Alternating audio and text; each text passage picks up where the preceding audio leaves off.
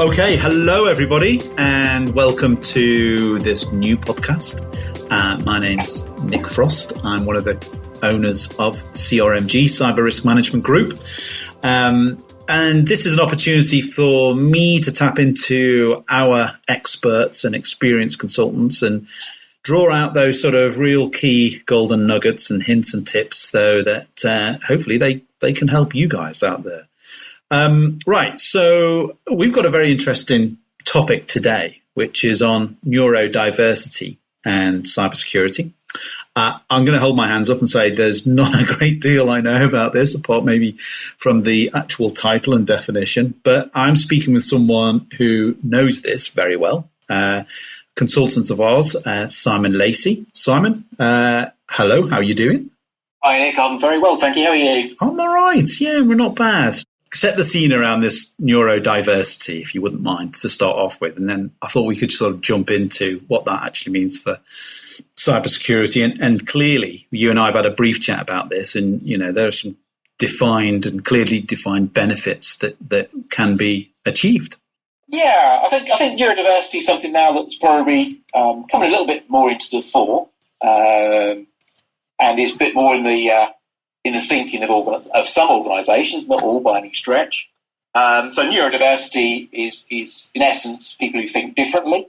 Yeah. And in that basket of well, they call them learning. Well, you used to call them learning difficulties. Well, I'm not sure they are learning difficulties. It's just a different way of thinking. So things such as dyslexia, autism would be two there, and there's a raft more there. But if you have a quick Google of neurodiversity, you'll find a more definitive list than I would like to give you in this podcast. Yeah, and it's in essence, you know, I was 48. Just to give a bit of background, so to help set this scene, and working in England, and I had the CISO there who had a chat with me one day and suggested that I get tested for dyslexia. Okay. And now, of course, dyslexia for most people is, you can't read very well. Actually, it's more nuanced and more life, has more impact on other areas of your life than just being able to read. Right. So things like a concentration span, ability to process information quickly, and forgetfulness is another one. And so I go and have an assessment, and so I went off the assessment and came back and was told, yes, you are dyslexic, which is not something you expect to be told at 48. And obviously, you know, schools have changed greatly since the 70s and 80s, and you're much like get picked up as being dyslexic now than you would be back then. So hence why I probably slipped through the gaps. Yeah, okay. Well, you know, it's interesting you say that because, I mean, you and I have talked about this before. We've worked together on a number of clients and done a number of assessments. And let's be frank.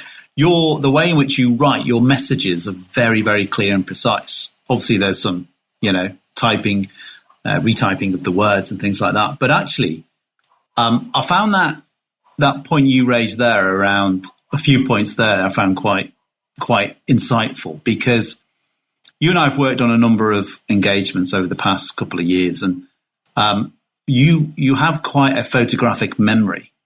So, you know, when I get your feedback and your assessments, I'm seeing things there that are quite subtle that I just didn't pick up on. So is that the kind of strength, if you like, that superpower that people that have dyslexia have? Well, there's a number. I mean, obviously, I've just listed there some things that are dyslexic difficulties. Again, I know we talk about neurodiversity, but I can only really talk about dyslexia because that's what I have. I mean, there's a whole basket of skills, and people. There is, for example, 30% apparently of architects are dyslexic because some dyslexics can see and visualize in 3 dimensions. Yeah. So that means they can manipulate 3D space in their heads. which obviously, if you're an architect, it's a fantastic skill to have. Yeah. I got that. I was going to say sadly, because I'm sure designing buildings would be really interesting and exciting. That's not to say cyber isn't exciting, of course. But what for me is things like that. So I tend to work very much in the intuitive space. Yes. So I will pick up on things that, as you said, they're quite subtle. And obviously, it was only after my diagnosis I realised that's what I did, because people would say, "Oh, that's a great skill you've got." And I just didn't really appreciate it. I appreciate it much more now. Yeah. So it's picking up subtleties. So, and I can pick up with people some of these subtleties, because I'm also dyspraxic, which is something else entirely, which I'm not going to talk about too much. But that is also part of a dyspraxic thing. So you mix the two together. So things like intuitive, I will have a sense for something. So if I'm doing a health check, for example, doing some audit work with somebody, I'll have a sense for what's going on there, rather than, and I can, and that's a really weird thing. I can't really explain it. Yeah. I just know what's there. Yeah. Yeah. Okay. So let's broaden it then. Let's look at, the whole topic of neurodiversity, because I have seen it quite a few times. I've in regards to cybersecurity, and I think sort of, along the lines of people, as you say, think very different. And I do think that is really important for the area that we work in, because in some ways, everyone in cybersecurity is somewhat of a pioneer in a way. There's not a sort of, there's not the de facto approach to how you do, perfect cybersecurity for your organization. Yes, there are industry standards, but they're generic to apply to every industry, public and private. So you do need a range of different mindsets to be able to, set out what are solutions to really, really difficult problems. And if we all had the same sort of mindset, that wouldn't generate really good results. Well, yeah, it's interesting you say that, Nick. I was doing my time at the Bank of England, and I hosted a panel event with external speakers. And one of them was a lady from an Asian background who was a lawyer, and I can't, for life of me, it's really annoying, I can't remember her name. And she's, as coffee afterwards, we were just chatting, and she said it's not about the gender that brings diversity; it's about the thought. Okay. So actually, gender brings this different thought process and a different view, and it's equally the same with people from a different ethnic background, people who are neurodiverse. If you bring together these people now, if you understand and embrace the fact that they're all different, because that can, I know sometimes I'm like, I could be a bull at a china shop. So if I get set on something, I can almost be a bit of a steamroller. Yeah. And I find it difficult to see. So it's quite nice to work with trusted people who will say, well, Simon, have you thought about this? And just check me, keep me in check a little bit. Yeah. But if you bring those people together in a group, you can come up with really powerful solutions. So again, a common dyslexic advantage, and there's a great book called The Dyslexic Advantage, actually. So if anybody out there thinks they might be, or their children are, certainly worth looking that up on Amazon or whatever. Okay. Is creative consulting is something that's very, very common for dyslexic people to latch onto. So they will see things in a different way, and they will link things which to other people don't seem like there's a link. So I will often talk in anecdotes. So I'll say, "Oh, it's like when you," and that's my way of thinking through, and it can bring a complex message into something that's quite simple for lots of people to understand. But it's important to bring those people differently together. That's a really good point, because that's something I always attribute to yourself. I know that whenever we're trying to explain certain scenarios to clients, or trying to picture a particular problem they're trying to solve, I know, and I picked that up from yourself there, which is you do come in with, which is a fairly, common analogy that makes a lot of sense to the problem that we're all trying to solve with the client. Okay.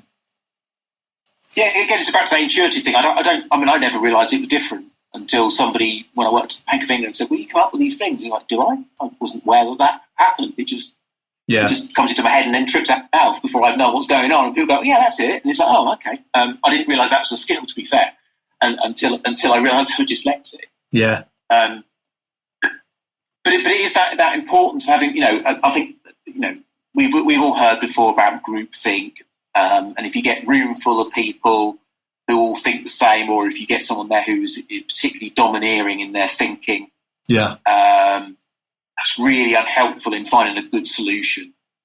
Because you need that diversity and that challenge there. And, culture in organisations, that's a really important thing. And, it's not easy to embed that culture, particularly in sort of some organisations which are perhaps a long-standing, passive-aggressive, perhaps, in that respect.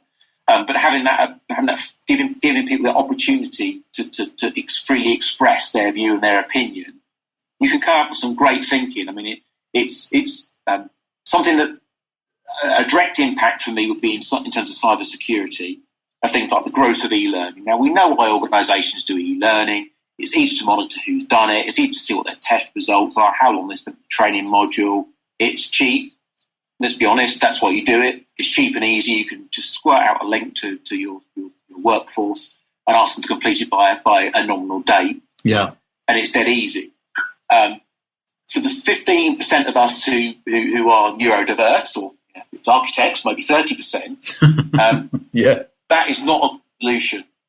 Because I can sit and do when I was diagnosed, I promised myself I'll be open about it. When I found out how much people can struggle with neurodiversity, and I said, well, I'm going to be open because there's no point in not being. This is me. It gives me my strengths. It also means that, like working with yourself, Nick, you understand that if I get something wrong, it's not because I'm incompetent, it's because of how I think, and you can help me steer me in that right direction. Yeah.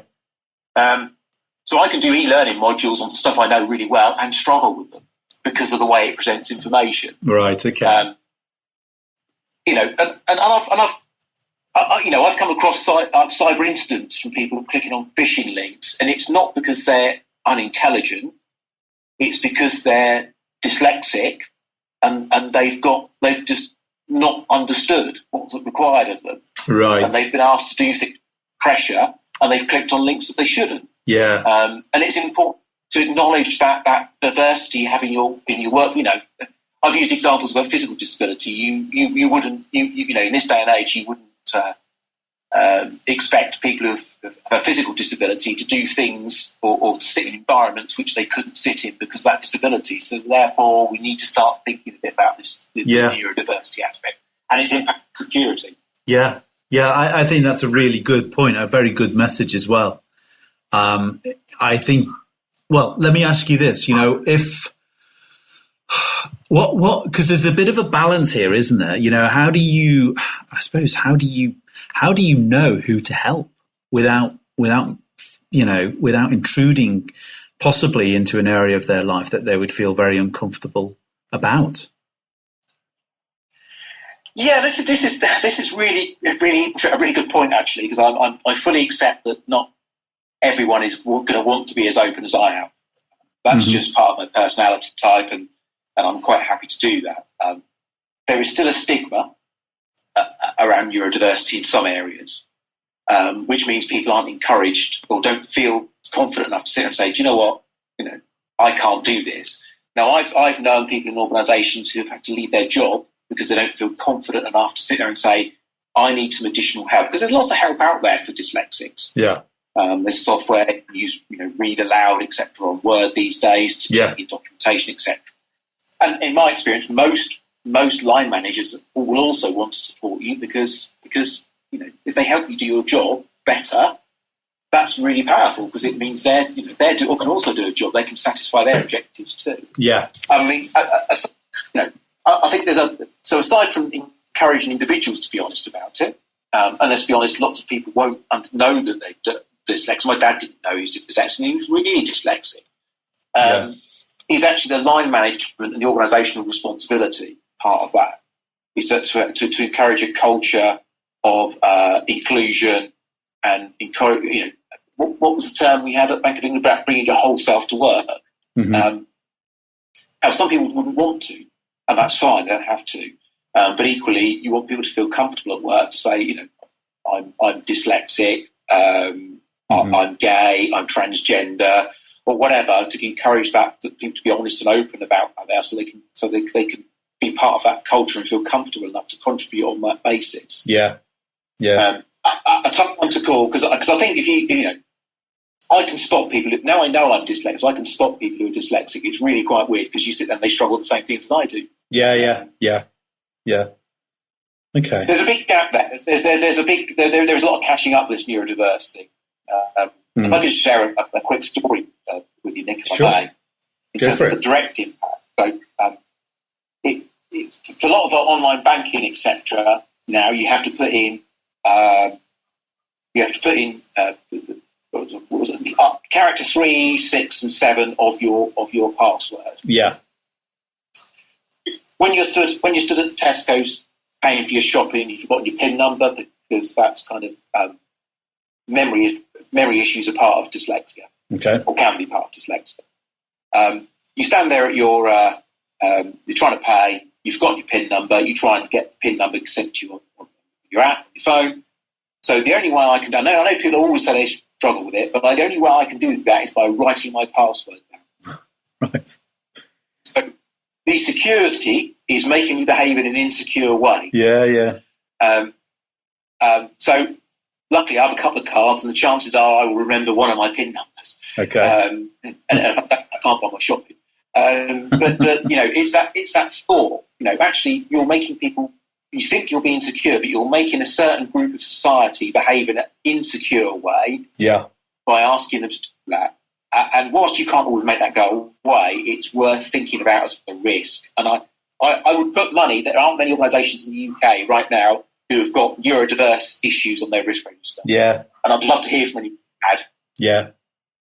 No, I agree with you. Completely agree with you. I think this has been a more fascinating topic than I thought. I'll be honest with you. I started off doing a little bit of research around it and thinking, I'm just going to let Simon just run with this one.